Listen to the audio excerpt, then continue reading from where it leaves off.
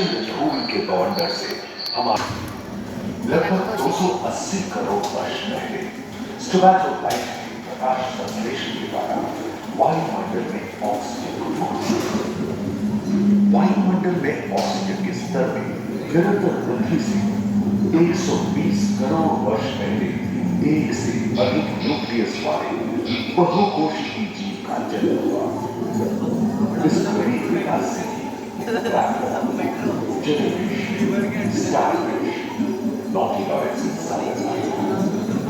सागर के किनारे वाले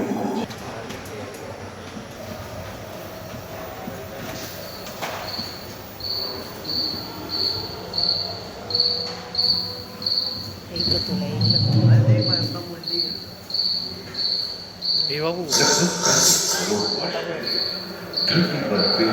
जाओ अपना से जाओ जो बढ़ते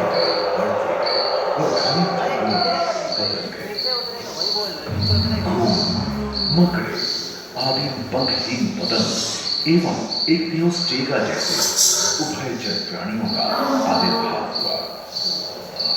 सरसृप जैसे स्तनपायी डायमेट्रोडोन प्रकट हुए, जिसकी पीठ पर नौका के पाल की तरह एक अंग था जो ताप को नियंत्रित रखने में मदद करता है।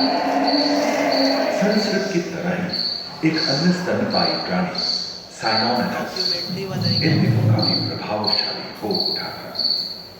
इसकी विशेषता कुत्ते से बहुत मिलती थी।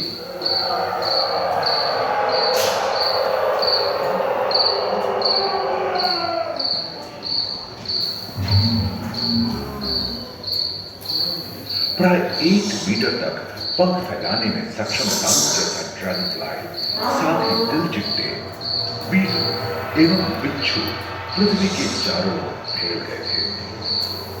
धरती में पाए जाने वाले अधिकांश कोयले ही कार्बोनिफेरस युग के मृत पौधे से उत्पन्न हुए थे, जो कि धरती के अंदर दब गए थे।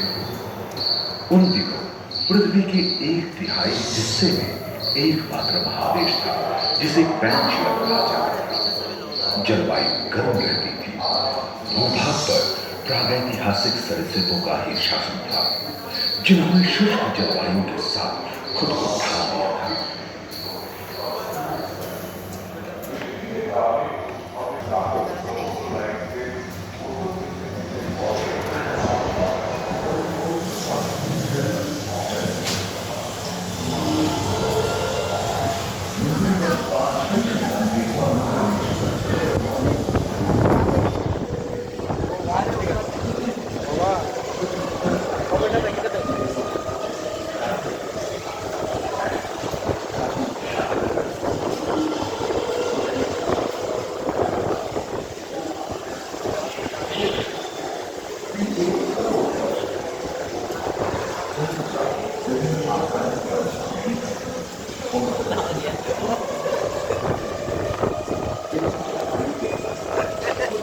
नंबर लगी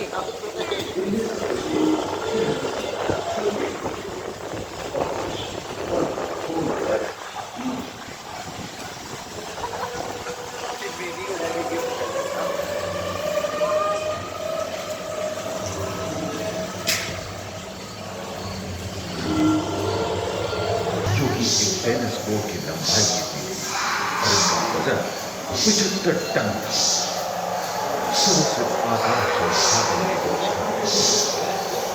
युग का प्रथम चरण तक डायनासोर के लिए स्वर्णिम युग रहा। जलवायु में नमी की मौजूदगी से पृथ्वी पेड़ पौधों से भर उठी थी।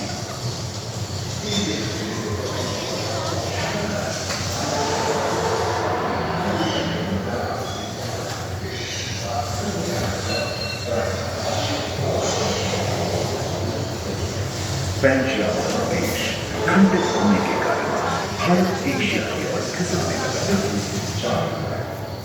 महादेश प्लेटों में हलचल होने से ज्वालामुखियां के लावा निकल गई। इसके फलस्वरूप आए भूकंप से विभिन्न भौगोलिक आकार एवं आकृतियां निर्मित हुई। स्पाइनोसॉरस की पीठ पर नौका के पाल की तरह एक अंक हुआ करता था। जिससे वो अपने शरीर का नियंत्रित करता है। वेलोसिराप्टर, एवं ओविराप्टर जैसे छोटे डायनासोर तो ओलंपिक के तेज धावकों की तरह दौड़ सकते थे। पैरासाउरोस और ओलिथोसाurus के स्तर पर गलगी होती थी। करीबन 5 मीटर लंबे पंख वाले टेरानोडॉन उड़ने एवं फिसलने में माहिर थे। सुनने में विचित्र लगे, पर अधिकांश डायनासोर जैसे कि ट्राइसेराटोप्स और एंकिलोसाउरुस शाकाहारी थे। लॉरेसिया और कोनवारा नाम के 2 भूखंड प्रदेश के स्थान पर एवं समुद्री गर्भ के कठोर वातावरण से रॉकीज एवं अन्य पर्वत श्रेणियां निर्मित हुई।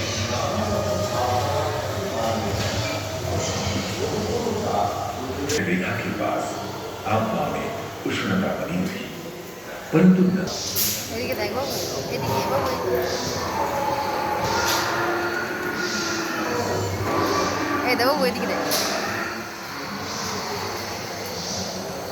एकांत महादेश में जीव जंतुओं का विकास स्वतंत्र रूप से शुरू हुआ। सबसे पहले पुष्प वाले पौधे धरती पर विकसित हुए एवं परागण के लिए कीट पतंगों के साथ संपर्क स्थापित हुआ। वे तेजी से धरती पर बढ़ने लगे। इसी समय पहली बार धरती पर सांपों का जन्म हुआ। डायनासोर में सबसे भयंकर था टिरानोसॉरस रेक्स। भूस्थल पर इसका ही राज चलता था। यह प्राय 12 मीटर लंबा यानी 2 मंजिला मकान के आकार का था।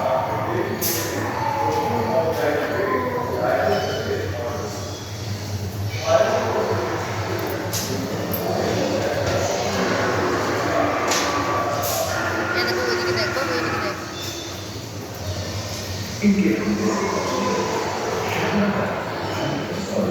अपनी पूंछ के गदा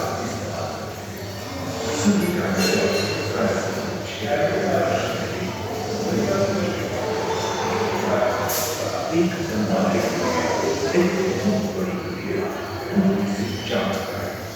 जिसके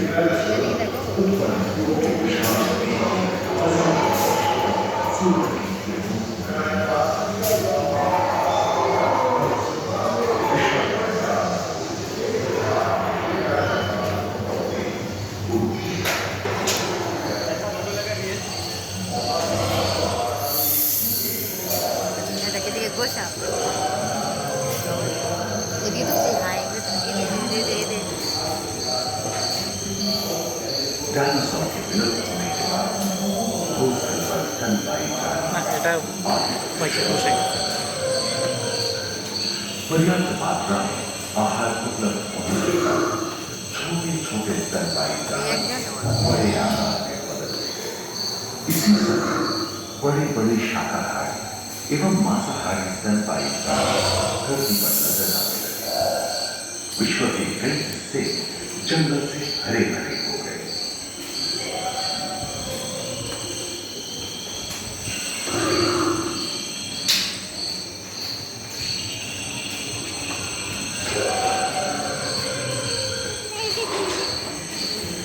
हाथी के पूर्वज डायनोथेरियम और घोड़े के पूर्वज यूहिपस की उत्पत्ति हुई, जो आज के हाथी और घोड़े में रूपांतरित हुए। लेमूर, टर्सियर जैसे प्राइमेट भी इसी युग में पैदा हुए। खोखली अस्थियों वाली आज के दिनों की पक्षी इन्हीं दिनों जन्मे थे। डायाट्राइमा जैसे बड़े एवं उड़ने में अक्षम पक्षी उन जगहों में रहते थे जहां मांसाहारी बड़े स्तनपायी प्राणी नहीं मिलते थे। एवं बंदरों का जन्म लगभग 1 करोड़ वर्ष पहले हुआ था।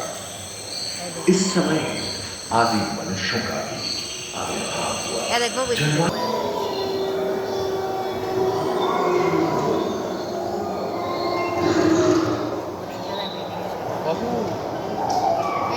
पृथ्वी के लंबे इतिहास में झांके तो ऐसे कई मौके रहे हैं जब उत्तरी गोलार्ध के अधिकांश हिस्से बर्फ से ढक गए थे, जो आइस एज के नाम से जाना जाता है। हम आज ऐसे ही एक आइस एज में रह रहे हैं जो 20 लाख वर्ष पहले शुरू हुआ था। रोईदार गेंडे, रोईदार स्तनपायी और कस्तूरी गायों ने अपने शरीर के रोम की सहायता से शीतल जलवायु के साथ तालमेल बैठा दिया था। पुष्टकुंभक आकार के भूभाग ग्लाइकोडोन जैसे विशाल पर्वत लोग उन दिनों मौजूद थे। सिल्वर टूथ वाले बाघ और विशाल सिंह जंगल में शान से विचरण करते थे। संभवतः सामने के दांत से मांस को चीरने फाड़ने में हुई अड़चन के कारण यह समय के साथ विलुप्त हो गए। वहीं दानव आकार के हिरण हिंसक जानवरों से बचने के लिए तेजी से नहीं भाग सकते थे। फलस्वरूप वे भी ओझल होने गए। इस समय से ही आधुनिक मानव का क्रमिक विकास शुरू हुआ और विशालकाय स्तनपायी प्राणी धीरे धीरे विलुप्त होने लगी।